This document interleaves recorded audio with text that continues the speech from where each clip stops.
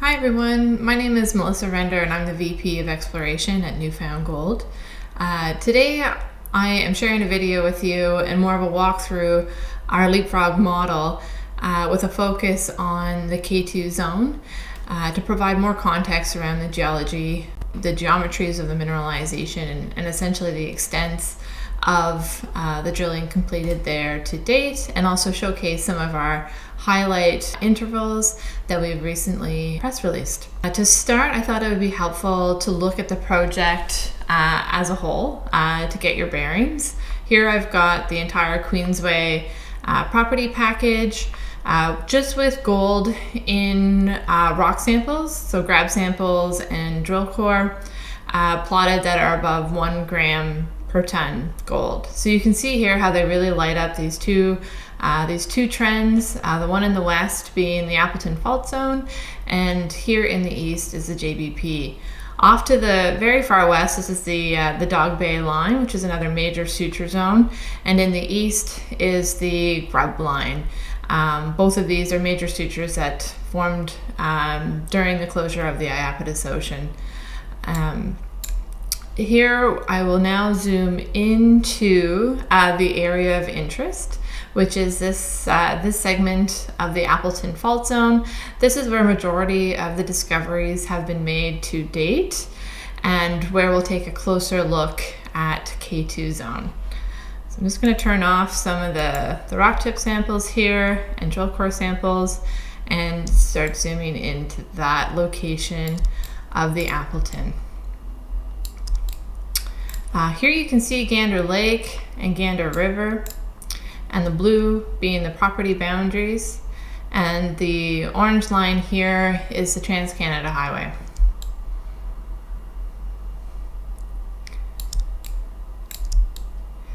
Now we've got plotted the actual modeled volumes for just a few of the key features. The gray northeast striking mesh here is the Appleton fault zone. And another significant shear zone that is spatially related or associated with gold, but doesn't necessarily host gold itself, is the Glenwood shear. And we more recently introduced this in our seismic press release, as it's quite obvious in there. We have been aware of this structure from our work exploring on the west side, but it's taken a bit of time to understand its importance and its relationship to the gold mineralization here. But here you can see this relationship between the Glenwood and the Appleton, both of which are deformation corridors, we'll say. These are broad shear zones that often do have a late brittle face to them, but again, they don't typically host the mineralization themselves. And then the red here are all of the modeled veins and their fault elements as well. So the gold here is hosted in this network of brittle faults that sit adjacent to and around the Appleton fault zone. And the gold is hosted in quartz veins that is contained within these brittle faults. And that's what these red volumes represent. Here I've highlighted the K2 area in a brighter red so that it can stand out. This is going to be the focus of this talk today. I will also point out just the location of what you've probably heard of very regularly, which is the Keats Baseline Fault Zone, which is in through here. This is that major east-northeast striking, southeast dipping fault zone that hosts Keats, Iceberg, and Iceberg East high-grade zones. We have more recently released what is known as Iceberg Alley, which is this area here, and our preliminary interpretation is that this is likely the continuation of that structure, where you can see it's been displaced along a fault that would run through here, moving it in a northward direction in this area. So we are now working to continue to expand on this structure specifically, as we know that it is quite an important fault zone for controlling high-grade gold mineralization. Other areas of interest, just to get your bearings, are Keats West in here. This is the more recently disclosed power line zone. Monte Carlo in here, which was a bit harder to see because of the orientation. We've got Golden Joint in here, Lotto, Jackpot and Honeypot, and then K2 in here. So let's dive into K2, and here you can see the extent of the drilling that we've completed to date.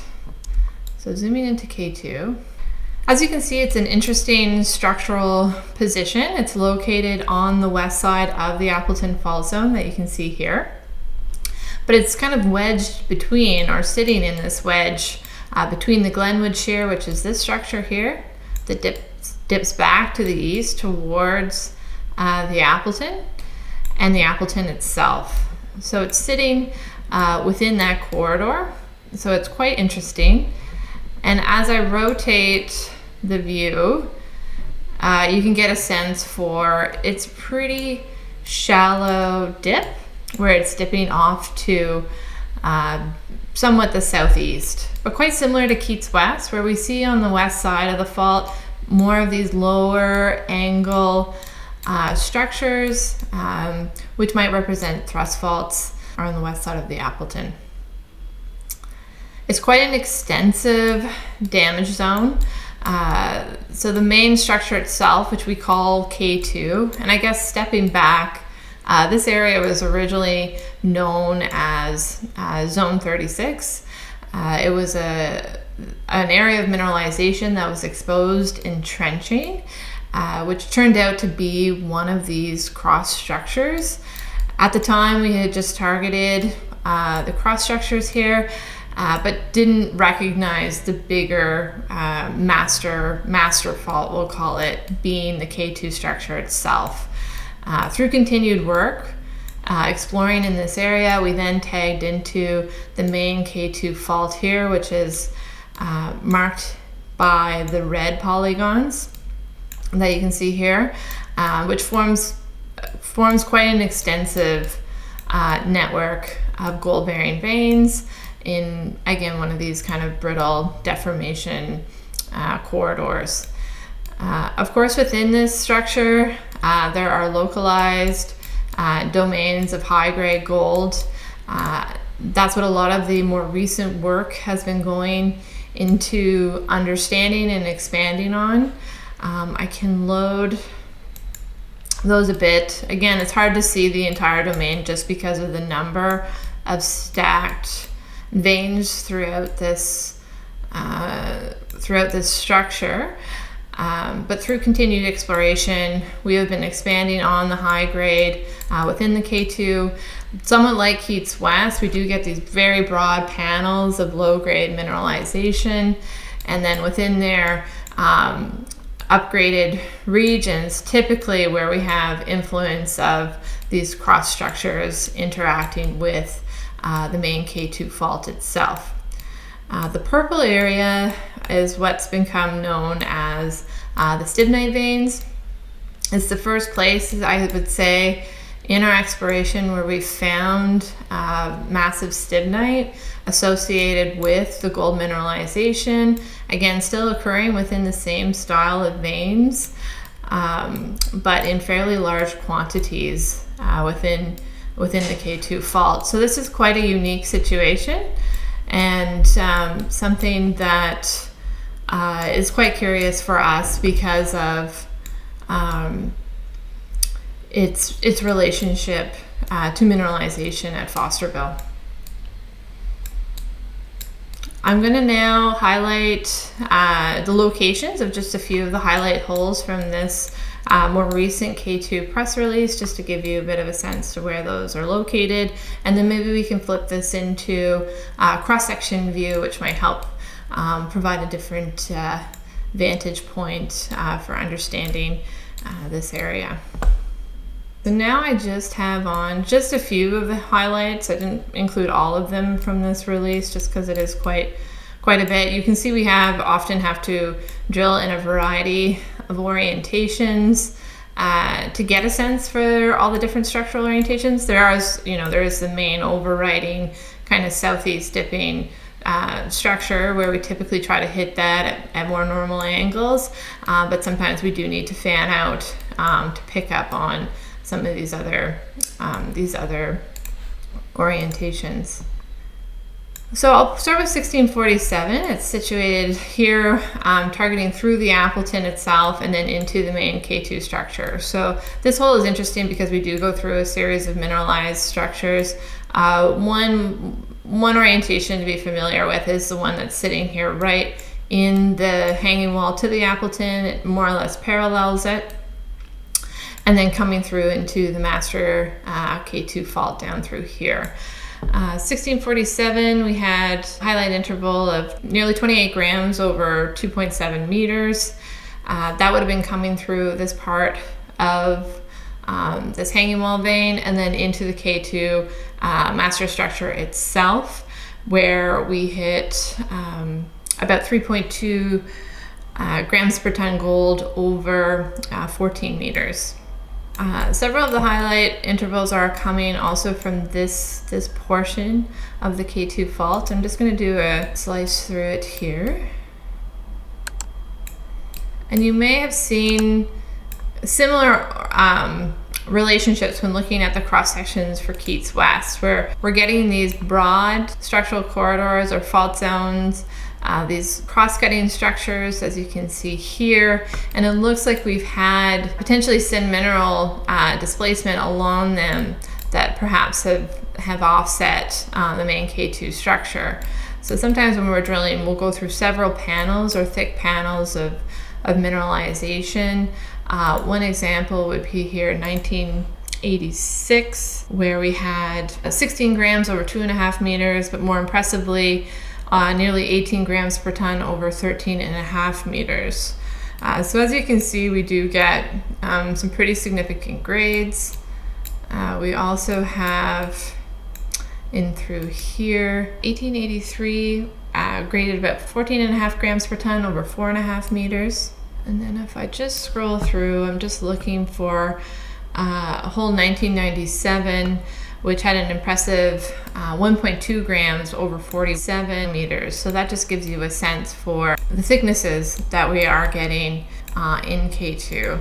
You can see that interesting relationship between the Glenwood and the Appleton in this cross-section view. And here's 1997, so that's that 1.2 grams over 47 meters here.